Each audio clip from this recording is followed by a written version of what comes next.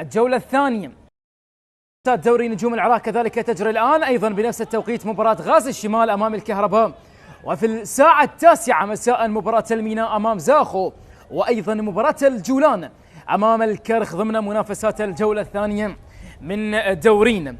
نادي النفط بتبديل لخروج اللاعب صاحب القميص 99 محمد عدنان دوحي بعدما تعرض للإصابة في مجريات الشوط مع الدقائق الأخيرة لنهاية الشوط الأول لهذه المباراة، خرج من أرضية ملعب مصابا. وبكل تأكيد لا زلنا ننتظر هذه محاولة، هذه الفرصة لا زالت لمصلحة النفط الآن، سقوط على أرضية الملعب، مخالفة وبطاقة صفراء. هذا البرازيلي كايكي دو سانتوس هو من يتألق وتألق في المباراة الأولى مع نادي النفط، يريد أن يضع بصمة في المباراة الثانية مع نادي النفط، يريد أن يضع بصمة في مباراة اليوم. واحد من اللاعبين اللي قدموا مستوى رائع جدا مع نادي النفط في المباراة الأولى، إلى حد الآن يحاول، يريد، يرغب، يبحث عن المساحة، يبحث عن السبيل، يبحث عن أول أهداف المباراة. هذا الواضح بالصورة. البرازيلي كايكي دو سانتوس واحد من اللاعبين اللي لربما يكون مرشح بأن يكون هداف لدوري نجوم العراق، قدم مستويات رائعة، لكن إلى الآن هو يريد أن يسجل، يريد أن يضع بصمة في قمة مباراة اليوم، وبانتظار الدقائق القادمة لربما تخبئ معها العديد، ولربما دقائق المباراة القادمة تخبئ معها العديد. أما الآن من يستعد على التنفيذ ستار بالقميص 25، ومن يستعد على تنفيذ هذه الكرة بكرة لربما تكون هي الأخطر بالنسبة لنادي النفط، بعدما كانت له فرصتين في القائم في أحداث الشوط الأول. أما الآن انتظار الصافرة أحمد قاسم حكم المباراة، بانتظار أن يعلن الصافرة وسيف كريم وستار ياسين من سيأتي بالضربة ومن سيأتي بأول الأهداف. ننتظر ونترقب أيها الأحبة الكرام. هنالك كلام من حكم المباراة مع الحائط البشري في هذه اللحظات. أبا أحمد قاسم ينظم الحائط البشري، وبعد ذلك يتأكد من وضعية الكرة. ستار ياسين هو الذي يستعد على التنفيذ، هو الذي يريد أن يضع بصمة أيضا، وكذلك سيف كريم بالقدم اليسرى. ستار هو الأقرب للتنفيذ، هو الأقرب للتسديد، هو الأقرب من أجل أن يسجل بالنسبة للنفط، بالنسبة للأخضر. ستار والصافرة قد تأتي في هذه الأثناء وفي هذه اللحظات. أحمد قاسم يعلن الصافرة. ستار، الله، المتابعة لا زالت. يا عيني يا عيني يا ستار، بعد فرصة في الشوط الأول تألق من خلالها علي خالد، وهذه الكرة أيضا يتألق من خلالها علي خالد، والسقوط على أرضية الملعب لحارس نفط ميسان في هذه اللحظات اللي تألق ببعد الكرة الأخيرة. نفط ميسان الأقرب بأن أو النفط هو الأقرب بكل تأكيد، والنفط ميسان هو الأقرب بأن يستقبل هدف أول لهذه المباراة بعد ضغط رهيب بالنسبة لنادي النفط. ستار ياسين هو الذي كان قريب جدا بأن يسجل أول أهداف المباراة، لكن لولا تألق هذا الفتى اللي ساقط على أرضية ملعب علي خالد، الحارس اللي لعب لنادي الصناعة ونادي القوى الجوية وكذلك نادي القاسم ونادي الكهرباء.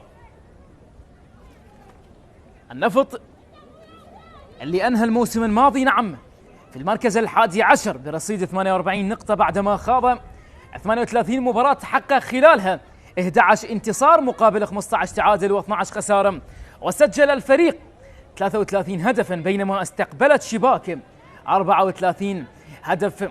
وكذلك هداف نادي النفط في الموسم الماضي 2025-2026 من دوري نجوم العراق هو حسام جاد الله، خلف برصيد 6 أهداف، ويليه ستار ياسين برصيد 5 أهداف، ثم وليد كريم. إذن كرة تصل محاولة في وسط الملعب بالنسبة لنادي النفط ميسان، أرسلت عالية نحو الأمام لكنها سهلة تصل إلى حارس المرمى علي ياسين. حارس المرمى نادي النفط هذا امامنا الواضح بالصوره، هذا علي ياسين كابتن الفريق بعدما اللاعب اللي لعب لنادي دهوك ونادي الزوراء ونادي الطلبه والنجف وكربلاء. 36 سنه لهذا اللاعب. هنا رميه جانبيه لمصلحه نفط ميسان، من يستعد على تنفيذها؟ تقي فلاح هو من يستعد على تنفيذ هذه الكرة. رمية جانبية لمصلحة نفط ميسان، أرسلت عالية نحو الأمام، لكن حبيب محمد الغاني كان حاضرا بالإبعاد. تصل مرة أخرى ستار ياسين، ارتقى عاليا لكن بعد ذلك تأتي التمريرة. جبار كريم هل يلحق الضغط العالي الذي يشكله اللاعب جبار كريم في الكرة الأخيرة؟ لكن سامسون دير أو هذا حبيب محمد الغاني هو من يبعد الكرة الماضية. بعد ذلك تصل محاولة ديمي داوود من الرمية الجانبية لكن تركها لتقي فلاح المتخصص بالرميات الجانبية. تقي فلاح هنا بالنسبة لهذه المباراة. بعد ذلك تصل محاولة، لا زالت الكرة الخطيرة بالنسبة لنفط ميسان، لا زالت المحاولة مستمرة لكن الإبعاد يأتي من جديد. بعد ذلك تحولت إلى خارج أرضية الملعب. لا زالت التوجيهات حاضرة بالنسبة لمدرب نادي نفط ميسان المدرب حيدر عبيد، المدرب الشاب. كرة تصل مرة أخرى، أرسلت عالية نحو الأمام لكنها أبعدت، والتغطية الدفاعية اللي كانت حاضرة في الكرة الأخيرة علي لطيف لاعب الطلبة سابقا هو من أرسل الكرة الأخيرة لكنها بدون عنوان. وصلت من جديد، ديمي يحاول أو هذا البرازيلي كايكيدو سانتوس، لعبت مرة أخرى لكن الإبعاد يأتي من جديد. لا زالت الكرة لمصلحة نفط ميسان أو النفط لهذه اللحظات يبحث عودة إلى الخطوط الدفاعية في الكرة الأخيرة. لازلنا ننتظر أيها الأحبة الكرام لكنها بالأخير أبعدت إلى خارج أرضية الملعب. 0-0 ما بين الفريقين. أيها الأحبة الكرام، يا من تشاهدون يا من تتابعون، هذا الوضع بالصورة حيدر تشاسب اللي دخل بديلا للاعب محمد عدنان اللي عانى من إصابة في آخر ثواني من الشوط الأول لهذه المباراة. كرة تصل مرة أخرى، وصلت عند سامسون دير أو هذا حبيب محمد اللاعب الغاني، أرسلها عالية نحو الأمام، وصلت عند نادي نفط ميسان، تحولت مرة أخرى لمصلحة اللاعب شيكيتا المالي، أرسلت عالية نحو الأمام طويلة. بعد ذلك استقرت إلى حارس المرمى علي ياسين، حارس مرمى نادي النفط. حارس مرمى النفط. كرة تصل مرة أخرى، لعبت عند سامسون دير، وصلت إلى سيف كريم، أرسلها عند ستار ياسين لكن الإبعاد يأتي عن طريق اللاعب محمد محسن. أرسلت عالية مرة أخرى إلى الأمام، لمس لكن الإبعاد يأتي عن طريق حبيب محمد الغاني كان حاضرا. وصلت بعد ذلك عند محمود، أرسلها عالية نحو الأمام، وصلت من جديد لمصلحة نفط ميسان عند تقي فلاح، عاد بالكرة إلى حارس المرمى علي خالد.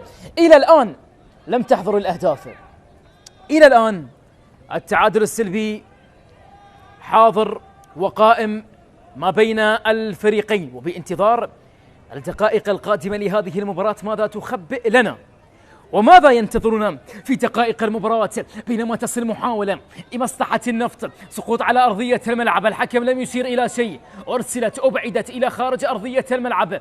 التصفيق يأتي هنا من اللاعب ديمي داوود، وهو يؤدي التحية للاعبيه في الكرة الأخيرة. هذا اللاعب ديمي داوود لعب لنادي العهد ونادي القاسم والكهرباء، هداف الفريق في الموسم الماضي برصيد 16 هدف وصنع 7 أهداف، يعني 50% من أهداف نفط ميسان كانت بمساهمة اللاعب ديمي داوود.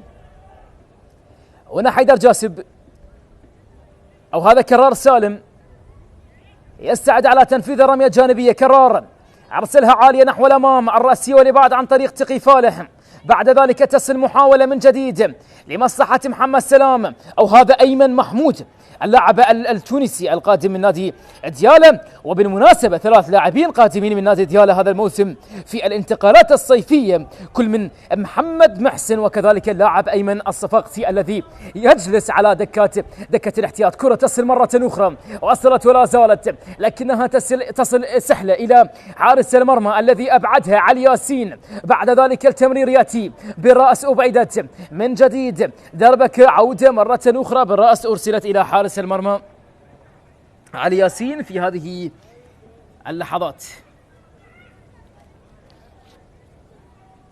بالمناسبة أفضل مركز في الدوري العراقي لنادي نفط ميسان كان هو المركز الخامس في الدوري الممتاز موسم 2018-2019 بقيادة المدرب الراحل أحمد دحام. بينما هنا محاولة نستكمل بعد أن تنتهي هذه الكرة، نعم انتهى بها المطاف إلى رمية جانبية. نعم في الدوري الممتاز حقق المركز الخامس موسم 2018-2019 بقيادة المدرب الراحل أحمد دحام، ويعد أفضل إنجاز كروي في تاريخ النادي المركز الثامن في موسم 2017-2018، وكان أول إنجاز كبير للفريق منذ صعوده إلى الدوري الممتاز. وكذلك وسام سعدون اللاعب السابق الذي توج هدافا للدوري العراقي موسم 2017-2018 برصيد 24 هدف، وهو أول لقب فردي كبير يحققه لاعب من نادي نفط ميسان. هذا أمامنا البرازيلي، أو هذا ديمي داوود، واحد من اللاعبين والركائز اللي يعتمد عليهم المدرب حيدر عبيد بطريقة أو بشكل كبير جدا. محمود أحمد على التنفيذ في هذه اللحظات. أيها الأحبة الكرام، يا من تشاهدون، يا من تتابعون عبر قنوات شبكة الإعلام العراقي والنقل المباشر لهذه المباراة، نفط ميسان أمام النفط، ولا زال التعادل قائم إلى حد الآن. بينما هذه الكرة التي يأتي على تنفيذها محمود أحمد الذي يبحث عن أول الأهداف، يريد أن يضع أول البصمات بانتظار جبار كريم وديمي داوود. هل تكون لهما الكلمة حاضرة؟ أرسلت من محمود الرأسية بعد ذلك، لكنها استقرت عند علي ياسين في الكرة الأخيرة.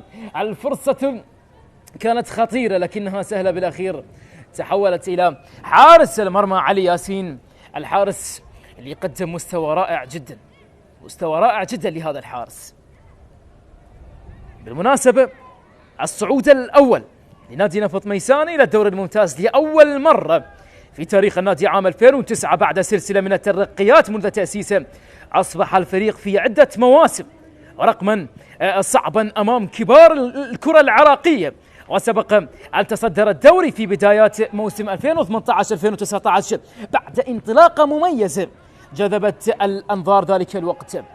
إذن محاولة تصل عند حارس المرمى علي خالد، حارس نفط ميسان علي خالد أرسلها عالية. بعد ذلك دخلنا الدقيقة 60 من مجريات هذا اللقاء أيها الأحبة الكرام، ولا زال التعادل السلبي قائم. بينما تصل محاولة لمصلحة النفط، التمريرة جميلة وصلت عند ستار، أرسلت مقوسة بينية أرضية، لكن الإبعاد يأتي عن طريق اللاعب شيك كيتا الحاضر بإبعاد الكرة الماضية، اللاعب المالي القادم من نادي أولمبيك الدشيرة، 26 سنة لهذا اللاعب. بينما تصل محاولة وصلت للنفط ميسان الذي يبحث بمرتدة، يبحث بكرة، يبحث بلمسة، يبحث عن السبيل الأول والطريق الأول، لكن حيدر عبيد إلى حد الآن يوجه ويتابع. وننتظر أيها الأحبة الكرام، دائما في مباريات كرة القدم نتحدث ونقول بأن الشوط الثاني هو شوط المدربين. حيدر عبيد المدرب الشاب أمام كتيبة عادل نعبة مدرب نادي النفط، ثالث موسم له مع الفريق. بينما محمود الضربة، يا الله، يا عيني يا محمود، يا عيني يا محمود، بكرة جميلة سدد من خلالها، لكنها تحولت إلى خارج أرضية ملعبه. جبار كريم يبدو أنه غير راضي على الكرة الأخيرة، ربما كان يريد أن التمرير في الكرة الأخيرة، لكن بعد ذلك تحولت إلى خارج أرضية ملعبه إلى ركلة مرمى لعلي ياسين. أرسلت عارية بعد ذلك أمامية وطويلة. نفط ميسان الذي يبحث إلى حد الآن في أرض وأمام جماهير التي تؤازر جماهير نادي نفط ميسان، على الرغم من أنها لم تكن بالعدد المطلوب، لكن حضور جماهيري ودعم حاضر بالنسبة لهذا الفريق. يعني نتمنى بإذن الله تعالى التوفيق له في قادم الأيام.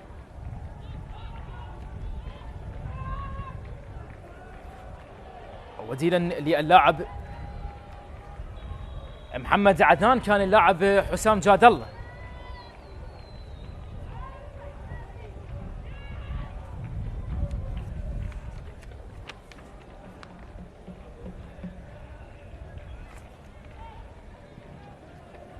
نعم، بديلا للاعب محمد عدنان بتشكيلة نادي النفط هو حسام جاد الله عفوا في الكرة الأخيرة. كرة تلعب مرة أخرى،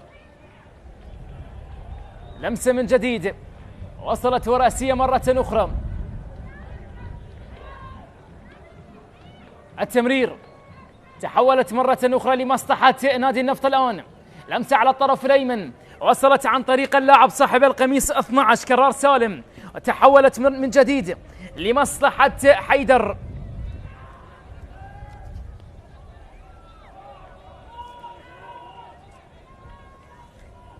تصل عند الخطوط الدفاعية بتشكيلة نادي النفط. وصلت عند ستار بعد ذلك تحولت إلى المدافع. حذاري من اللعب بهكذا مناطق. هذا أمامنا كان النيجيري سامسون دير. صناعة واحدة كانت في المباراة الماضية للهدف الذي سجله كيكي دي سانتوس، وكذلك سجل هدف المباراة الثاني.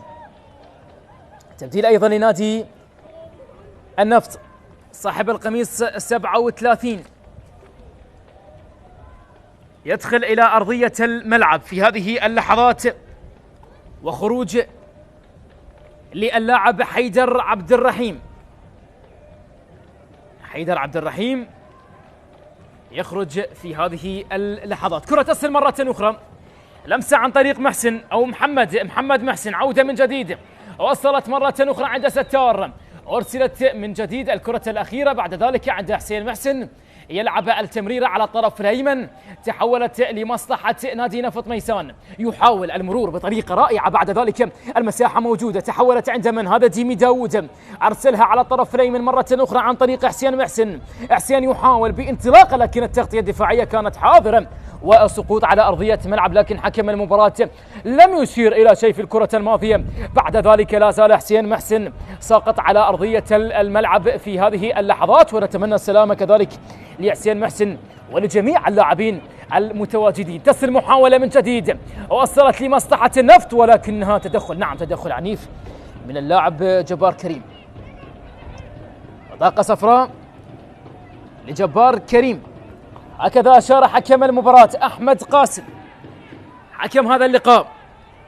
والحديث ما بين جبار كريم وما بين مدرب نادي النفط عادل نعمة. هذا جبار كريم اللي تحصل على البطاقة الصفراء في اللحظات الماضية، القادم من نادي أمانة بغداد، وكذلك لعب لنادي إدهوك، واللي عنده 9 أهداف الموسم الماضي مع نادي الأمانة، وكذلك اللاعب الذي يعول عليه جماهير ميسان.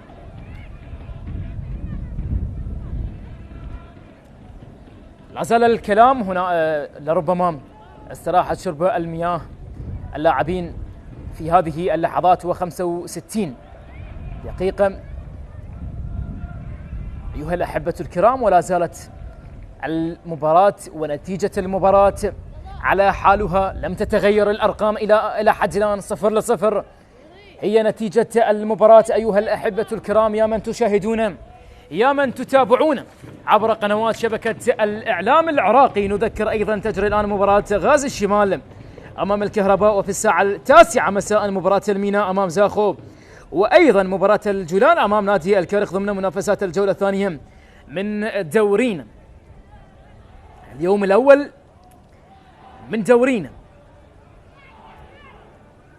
المباراة ضمن حسابات الجولة الثانية من منافسات دوري نجوم العراق. نفط ميسان يسعى اليوم لاستثمار عاملي الأرض وتحقيق أول انتصار له بعدما تعادل في الجولة الافتتاحية أمام نادي جولان المتأهل حديثا الوافد الجديد في دورينا بنتيجة 0-0، فيما يدخل النفط المباراة بمعنويات مرتفعة بعد بداية قوية وفوزه على نادي الكرخ في الجولة الأولى بنتيجة 2 لا شيء، أملا في مواصلة انطلاقته المثالية.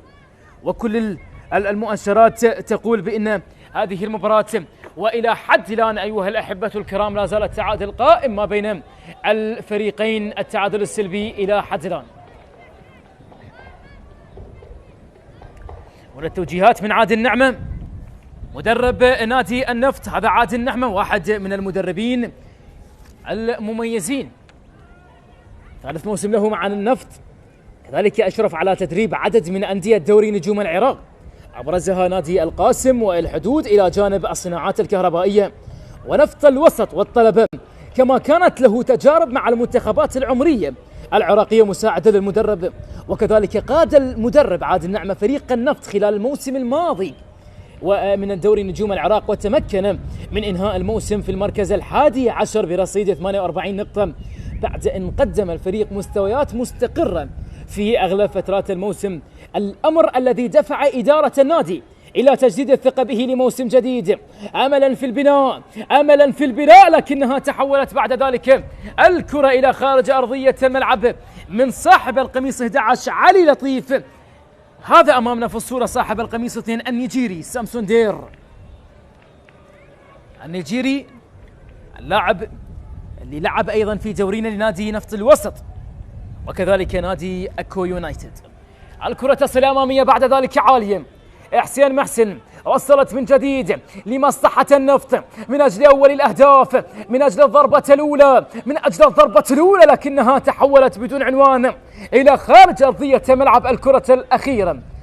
هذا أمامنا تقي فلاح صاحب القميص 53 لاعب نادي نفط ميسان، المدافع الأيسر اللي يعول عليه كثيرا المدرب حيدر عبيد.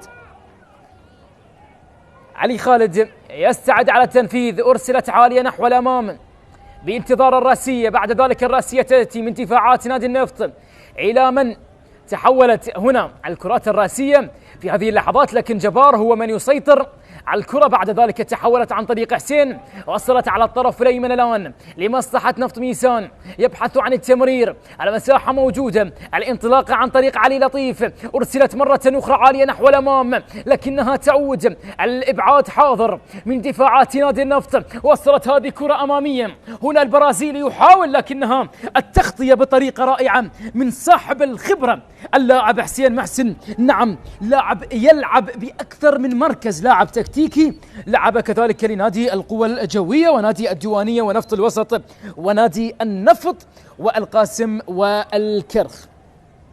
واحد من اللاعبين أصحاب الخبرة بتشكيلة النفط ميسان. الكرة تلعب عالية مرة أخرى لكنها أبعدت إلى خارج أرضية الملعب. الأندية النفطية وديربي نفطي، هكذا تسمى هذه المباراة. وعندما تتحدث عن الأندية النفطية في العراق فإن الإنجاز الأبرز يبقى من نصيب نفط الوسط الذي حقق لقب الدوري العراقي في موسم 2014-2015 في إنجاز تاريخي لا يزال يعد العلامة الأبرز لهذه الأندية. هنا كرة تلعب، أشار من خلالها حكم المباراة إلى رمية جانبية. هذا علي لطيف صاحب القميص 11 بتشكيلة نفط ميسان. الدقائق القادمة ماذا تخبئ لنا أيها الأحبة الكرام؟ أمامنا بالصورة كذلك كريست ميرفي، ما بين كريست ميرفي وما بين علي لطيف. بعد ذلك حكم المباراة أشار إلى رمية أو خطأ، نعم أشار إلى خطأ. هنا تدخل اللي كان عن طريق اللاعب كريست ميرفي على اللاعب علي لطيف. تقي المتخصص، نعم دائما على تنفيذ هذه الركلة. دخلنا الدقيقة 70 أيها الأحبة الكرام، الدقائق الحساسة هي الدقائق الحساسة من خلالها ننتظر هل يأتي أول الأهداف، هل تكون رأسية من؟ رأسية جبار كريم حاضرة أو ديمي؟ وصلت عالية جبار لكن حارس المرمى علي ياسين يخرج وينقذ الموقف بعدما ارتقى عالية. هذا الواضح بالصورة، علي ياسين ارتقى وأبعد الكرة الماضية من أمام اللاعب جبار كريم، لكنها تصل مرة أخرى إلى ضربة ركنية. ضربة ركنية لمصلحة نفط ميسان. بدأ يقترب أكثر. جعفر ناصر يستعد للدخول. جعفر ناصر يستعد للدخول، وكذلك اللاعب أحمد صلاح اللي لعب أيضا لنادي الكرخ ونادي الكهرباء. أحمد صلاح يستعد للدخول في هذه اللحظات. خروج للاعب علي لطيف، وكذلك جعفر ناصر هو من يدخل بهذه الأثناء الموسم السادس له مع نادي نفط ميسان. جعفر ناصر. هكذا هي تبديلات المدرب حيدر عبيد في هذه اللحظات. هل من خلال هذه التغيرات يأتي أول الأهداف؟ هل من خلالها يأتي بأول الأهداف؟ إذن كرة تلعب، التمريرة بعد ذلك وصلت عند ديمي، أرسلت عالية لكنها سهلة تصل بيحضن علي ياسين في الكرة الماضية، ولا زال التعادل السلبي مسيطر. هذا صاحب القميص 6 محمود أحمد اللي ترك أرضية الملعب ودخل بديلا منه جعفر ناصر. محمود أحمد اللاعب اللي لعب أيضا للصناعات الكهربائية ونادي النفط والحدود والطلبة ونفط البصرة وأمانة بغداد. تجربة لهذا اللاعب في دورينا، تجربة كبيرة لهذا اللاعب محمود أحمد في دورينا. كرة تلعب أمامية مرة أخرى لمصلحة نفط ميسان. جعفر ناصر، واللمسة الأولى بعدما دخل بديلا لمحمود أحمد، تصل بعد ذلك عن طريق من؟ عن طريق البرازيلي. عودة مرة أخرى، وصلت عن طريق كريست، يبحث عن السميل، يبحث عن السبيل، يبحث عن اللمسة الأولى من أجل الوصول إلى المرمى. وصلت مرة أخرى، أرسلت عالية، الراسية قد تكون حاضرة تهيب ستار، لكن بعد ذلك التغطية الدفاعية كانت حاضرة. وصلت عن طريق كريست لكن الحكم لم يشير إلى شيء. عودة مرة أخرى، اللمسة في الكرة الأخيرة والسرعة من البرازيلي، لكن الدفاع والتغطية حاضرة في الكرة الأخيرة. بعد ذلك رمية جانبية، هكذا يقول حكم المباراة. هذا أمامنا البرازيلي كايكي دو سانتوس، وهذا عادل نعمة. عادل نعمة مستويات رائعة قدمها نادي النفط بقيادة المدرب عادل نعمة، بكل تأكيد واحد من المدربين اللي قاد الفريق بطريقة إيجابية لحد الآن، وثالث موسم له مع الفريق.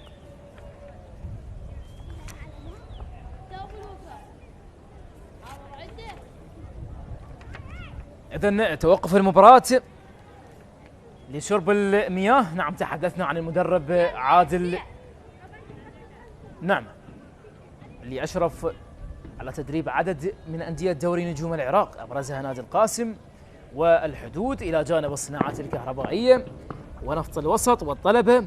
كما كانت له تجارب مع المنتخبات العمرية العراقية مساعدة للمدرب. قاد المدرب عادل نعمة فريق النفط أيضا خلال الموسم الماضي، حقق نتائج إيجابية. أنهى الموسم في المركز 11 برصيد 48 نقطة بعد أن قدم الفريق مستويات مستقرة في أغلب فترات الموسم، الأمر الذي دفع إدارة النادي إلى تجديد الثقة به لموسم جديد، أملا في البناء على ما تحقق وتحقيق نتائج أفضل خلال الموسم الحالي. هذا أيمن محمود اللاعب التونسي القادم من نادي ديالى. 3 لاعبين قادمين من نادي ديالى بتشكيلة نفط ميسان هذا الموسم في الانتقالات الصيفية. محمد محسن كذلك، والتونسي أيمن الصفاقسي. علي ياسين اللي قدم مباراة رائعة، اللي اصطد للعديد من الكرات، كذلك لا ننسى حارس مرمى نفط ميسان علي خالد، والجماهير حاضرة التي لا زالت تؤازر ولا زالت تنتظر هدف يغير مجريات هذا اللقاء. نعم، بانتظار هدف في آخر وفي الدقائق الحساسة من المباراة. الكرة تصل وتلعب مرة أخرى، التمرير وصلت مرة من جديد، لكن الإبعاد يأتي عند حسين محسن. التمريرة تحولت عن طريق جعفر ناصر على الطرف الأيمن، أرسلت التمرير لكنها تعود للنفط، لكنها تعود بمرتدة، لكنها لم تكن بالطريقة المطلوبة. وبعد ذلك الكرة تحولت والإبعاد مرة أخرى. الربع ساعة الأخيرة على نهاية مجريات هذا اللقاء أيها الأحبة الكرام، ولا زال التعادل السلبي قائم ما بين الفريقين، ونحن بانتظار أيضا هدف يغير مجريات هذا اللقاء. نادي النفط دخل الموسم الجديد بحلة جديدة، عز الصفوف بعدد من الصفقات المحلية والمحترفة، وكذلك نفط ميسان الموسم الجديد دخل بتغييرات مهمة على تشكيلته بعدما عز الصفوف بعدد من الصفقات المحلية والمحترفة، مع الحفاظ على أبرز ركائز بتجديد عقود هداف السنغالي ديمي داوود والقائد حسن نجم في خطوة تؤكد رغبة النادي بالمنافسة وتقديم موسم أفضل. الكرة تصل إلى رمية جانبية، تقي فلاح يلعب التمرير، بعد ذلك الرأسية تصل عند دفاعات نادي النفط. نادي النفط والذي صعد للعب في الدوري العراقي الممتاز لأول مرة في موسم 1985 والاستمرارية، حافظ الفريق على وجوده، بينما هنا محاولة، بينما ديمي، لكن الدفاع كان حاضر وراية تأتي من الحكم المساعد في الكرة الأخيرة. نعم، نادي النفط اللي صعد للمرة الأولى في الدوري العراقي الممتاز في موسم 1985 حافظ الفريق على وجوده بين الكبار ولم يهبط أبدا إلى الدرجة الأدنى، وأبرز إنجازات في دوري المحترفين الممتاز تحقيق المركز الثاني الوصافة في موسم 2017، والبطولات المحلية والدولية كان وصيف كأس النصر والسلام عام 1996، وكذلك وصيف دوراند عام 1996، وبطولة بطل بغداد عام 1998، والمشاركة العربية التأهل إلى لدور ال16 في البطولة العربية للأندية كأس الأبطال 2018-2019 بعد إقصاء نادي صفاقس التونسي قبل الخروج أمام نادي الهلال السعودي. تصل المحاولة، بعد ذلك هنا الإبعاد يأتي مرة أخرى، كريست التمريرة تحولت من جديد عند كرار سالم، أرسلها عالية نحو الأمام، ذلك أبرز اللاعبين تاريخيا لنادي النفط هو أيمن حسين مهاجم المنتخب العراقي البارز، وكذلك بسام رؤوف اللاعب والمدرب المعروف، وكذلك علي رؤوف وجاسم سوادي ومجموعة من نجوم بينما تصل محاولة لكنها سهلة تصل نعم بأحضان حارس المرمى في الكرة الأخيرة اللي حاول من خلالها نادي النفط بأن يصل إلى المرمى، لكن كالعادة علي خالد في المكان المناسب. هذا الشيك سقط على أرضية الملعب، حسين محسن يعاني من إصابة، نتمنى السلامة أيضا للاعب حسين محسن في الكرة الأخيرة.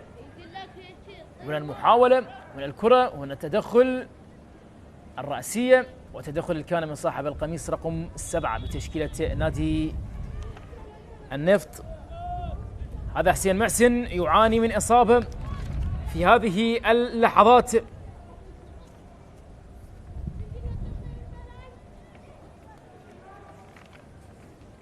وصلت المحاولة من جديد، لعبت مرة أخرى، الإبعاد، دخلنا الدقيقة 80 من مجريات هذا اللقاء أيها الأحبة الكرام، ولا زال التعادل إلى حد الآن قائم، بينما في الدقائق الأخيرة هل يكون هناك كلام آخر؟ هل يكون هناك ختام جميل وممتع نستمتع من خلاله أيها الأحبة الكرام، يا من تتابعونا، يا من تشاهدون عبر قنوات شبكة الإعلام العراقي والنقل المباشر والحي لهذه المباراة التي تأتي في اليوم الأول ضمن منافسات الجولة الثانية من دوري نجوم العراق. هنا محمد سلام كابتن فريق نفط ميسان يعاني من إصابة، نتمنى السلامة لمحمد سلام، اللاعب اللي لعب أيضا لأمانة بغداد وكذلك لنادي الكهرباء الموسم الثالث له مع نفط ميسان. هنا الارتقاء اللي كان ما بين كريس ميرفي ومحمد السلام. نتمنى السلامة لمحمد سلام ولجميع اللاعبين المتواجدين والمشاركين في هذه المباراة. لا زال محمد سلام ساقط على أرضية الملعب. كابتن الفريق نادي النفط ميسان.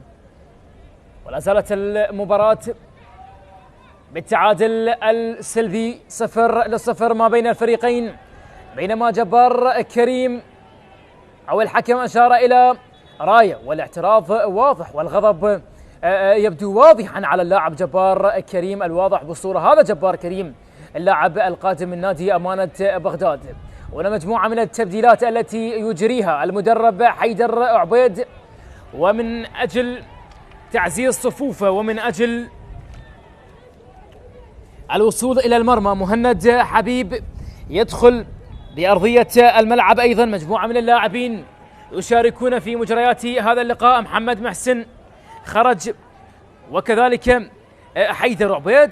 وفي هذه التبديلات هو يبحث عن الثلاث نقاط، وهو يدرك أهمية الثلاث نقاط في هذه المباراة، بينما عاد النعمة كذلك يدرك أهمية هذه المباراة. لكن نفط ميسان هو يرغب أكثر بما أنه المباراة في ملعبه أمام جماهيره، والمباراة الأولى انتهت بالتعادل أيضا. هذا جبار كريم، هذا محمود أحمد، مجموعة من اللاعبين تركوا أرضية الملعب، بينما هذه الفرصة وهذه الركلة الركنية التي ستلعب. نعم، تحدثنا عن نفط ميسان الذي يبحث بكل تأكيد على نهاية المباراة بالثلاث نقاط، بينما النفط يريد أن يسجل، بينما سيف كريم هو من يستعد كرة تلعب عالية أمامية، لكن حارس المرمى، لكن علي خالد كان حاضر. وصلت المحاولة من جديد، لعبت لمصلحة النفط، لكن حكم المباراة أشار بمخالفة وبطاقة صفراء، بطاقة صفراء لكرار سالم. هذا أحمد قاسم عدم موفقة صراحة لمجريات هذه المباراة. هذا كرار سالم اللي تحصل على البطاقة الصفراء في هذه الدقائق، اللاعب اللي لعب لنادي الحدود وكذلك نادي أمانة بغداد. 83 دقيقة، نعم دقائق حساسة منتظرة، والتعادل السلبي لا زال قائم أيها الأحبة الكرام عبر قنوات شبكة الإعلام العراقي. الكرة ترسل عالية نحو الأمام، ديمي يحاول، وصلت من جديد، هذه كرة للأبيض لنفط ميسان. جعفر يحاول عن كرة عرضية أرسلت، لكن الإبعاد يأتي عن طريق سيف كريم. لا زالت المحاولة من جديد، لا زالت لمصلحة من النفط، لكن الاستخلاص يأتي على الطرف الأيسر. الصراع البدني حاضر، والحكم المساعد أشار من خلالها إلى مخالفة والسقوط على أرضية الملعب في الكرة الأخيرة لمصلحة نادي نفط ميسان. البرازيلي دو سانتوس يترك أرضية الملعب، واحد من اللاعبين الذي يعول عليه المدرب كثيرا، مدرب نادي النفط، مدرب عادل النعمة. هذه كرة استقرت بأحضان حارس المرمى علي ياسين، وصلت أمامية عالية نحو الأمام. الإبعاد يأتي من جديد عن طريق تقي فلاح إلى خارج أرضية ملعب. الكرة الأخيرة 0-0 هي نتيجة المباراة أيها الأحبة الكرام، يا من تشاهدون ويا من تتابعون عبر قنوات شبكة الإعلام العراقي. نادي النفط في الموسم الماضي أنهى في المركز 11 برصيد 48 نقطة، بعدما خاض 38 مباراة حقق خلالها 11 انتصار مقابل 15 تعادل و12 خسارة، وسجل الفريق 33 هدفا بينما استقبل الشباك 34 هدف. الكرة ترسل عالية على الطرف الأيمن لمصلحة نفط ميسان، لا زال يحاول من خلالها عن المساحة، عن الزميل، عن السبيل، عن الطريق من أجل هز الخشبات الثلاث. نفط ميسان يريد أن ينهي المباراة بالثلاث نقاط المهمة جدا له في البدايات، والجميع يدرك أن البدايات مهمة جدا، لكن النفط بدأها في الجولة الأولى بنتيجة رائعة جدا، بانتصار مميز، بانتصار ثمين، بثلاث نقاط مميزة، بينما نادي نفط ميسان بدأ الموسم بالتعادل، وهذه المباراة ربما تذهب للتعادل أيضا.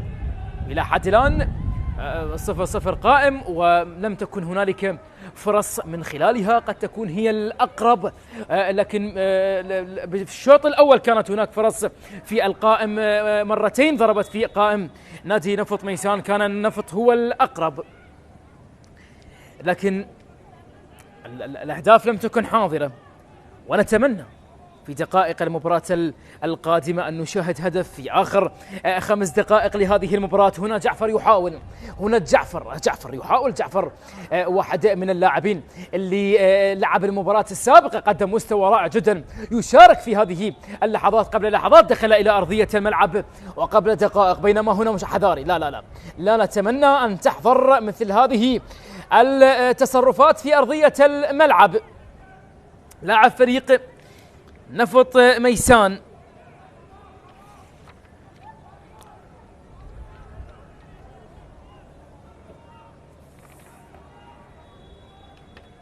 أيمن الصفاقسي اللي دخل بديل بينما تصل محاولة، لكنها تحولت إلى خارج أرضية الملعب. الكرة الأخيرة بالرأس، هنا الحسرة واضحة على اللاعب محمد سلام، واضحة الحسرة على اللاعب محمد سلام، بينما هذا أيمن محمود القادم من نديالة اللاعب التونسي. بينما هنا محاولة ترسل عالية نحو الأمام، الرأسية قد تكون حاضرة، لكن الإبعاد يأتي في الكرة الأخيرة، أرسلت إلى خارج أرضية الملعب.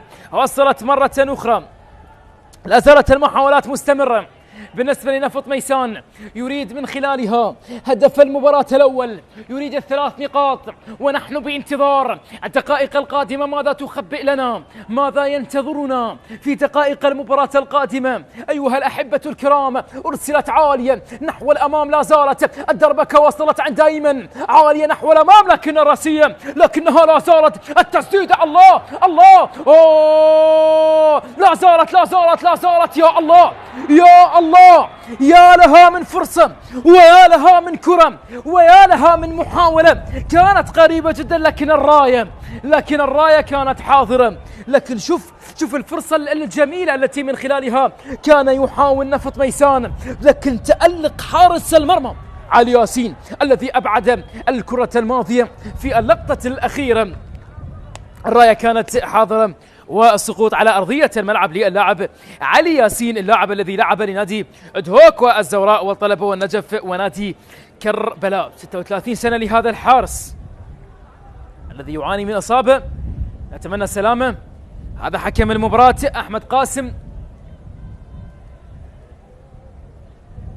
هذه المحاولة اللي أرسلت عالية، بعد ذلك أيمن الصفاقسي حاول أرسلها بعد ذلك إلى داخل المنطقة، والتسديدة التي جاءت وأبعدها الحارس علي ياسين. بعد ذلك الدربكة التي حصلت داخل منطقة الجزاء، ومن خلالها الحكم أشار إلى راية وألغى من خلالها، أو أشار من خلالها إلى راية وتسلل في الكرة الأخيرة. 89 دقيقة أيها الأحبة الكرام، لم يتبقى إلا القليل، دقائق أخيرة على نهاية مجريات هذا اللقاء. هنا التسديدة، الدربكة التي كانت حاضرة من دفاعات نادي النفط، لكن بالأخير أبعدت الكرة الماضية. هنا حيدر عبيد لا زال يوجه، لا زال يبحث عن ال3 نقاط، ودقائق أخيرة، ثواني أخيرة، لحظات أخيرة على نهاية مجريات هذا اللقاء، ولا زال التعادل السلبي قائم أيها الأحبة الكرام ما بين الفريقين، ما بين نفط ميسان، ما بين النفط. وننتظر هذه الفرصة هل تترجم إلى هدف يغير معطيات هذا اللقاء. رمية جانبية تلعب لمصلحة النفط، أرسلت لكن حسين محسن أبعدها من جديد، وصلت مرة أخرى لمصلحة نفط ميسان، وصلت عند جعفر التمريرة مرة أخرى، عدى بطريقة رائعة تقي فلاح، لكن الإبعاد يأتي عن طريق ستار ياسين الذي يلعب بمباراة جميلة قدمها ستار ياسين في مجريات هذا اللقاء. حكم المباراة أشار إلى 4 دقائق هي الفاصلة على نهاية هذه المباراة، 4 دقائق هكذا أشار حكم المباراة على نهاية مجريات هذا اللقاء. أيها الأحبة الكرام، هذا عادل نعمة كان يمني النفس بالانتصار الثاني تواليا، وفي اليوم الأول ضمن منافسات الجولة الثانية من دوري نجوم العراق، بعدما حقق الانتصار في مباراته الأولى التي لعبها أمام نادي الكرخ بهدفين مقابل لا شيء، التي جاءت عن طريق اللاعب كاكي دو سانتوس. الكرة تصل مرة أخرى، اللمسة في المنتصف، بعد ذلك محاولة تأتي سقوط على أرضية ملعب صافرة قد تحضر، نعم حضرت الصافرة وحضرت البطاقة الصفراء في الكرة الماضية للاعب نفط ميسان، هذا أحمد قاسم، قيادة موفقة، أو البطاقة الصفراء للاعب النفط، وبانتظار صفرة الحكم. وصلت المحاولة عالية نحو الأمام، عدا جعفر يبحث عن الكرة العرضية، أرسلها عالية نحو الأمام، الله يا الله، يا لها من كرة، يا لها من لمسة، كادت أن تباغت علي ياسين، لكن علي ياسين المتألق أبعد الكرة الماضية. نعم جعفر أرسلها بطريقة مقوسة وبطريقة رائعة جدا، كادت أن تباغت حارس المرمى، لكن علي ياسين أبعدها بطريقة مميزة. بعد ذلك تحولت إلى ضربة ركنية لمصلحة نفط ميسان، لأصحاب الأرض يبحثون عن ال3 نقاط، يريدون من خلالها أول الأهداف والنقاط ال3. هنا سقوط على أرضية الملعب، علي ياسين يعاني من إصابة، هذه المحاولة، هذه الكرة، شوف التقدم من جعفر، بعد ذلك أرسلها يا عيني، كادت أن تباغت حارس المرمى، لكن نعم أبعدها علي ياسين بقفزة اليد، أبعدها بطريقة رائعة، لكنه تعرض للإصابة في الكرة الأخيرة. نتمنى السلامة لعلي ياسين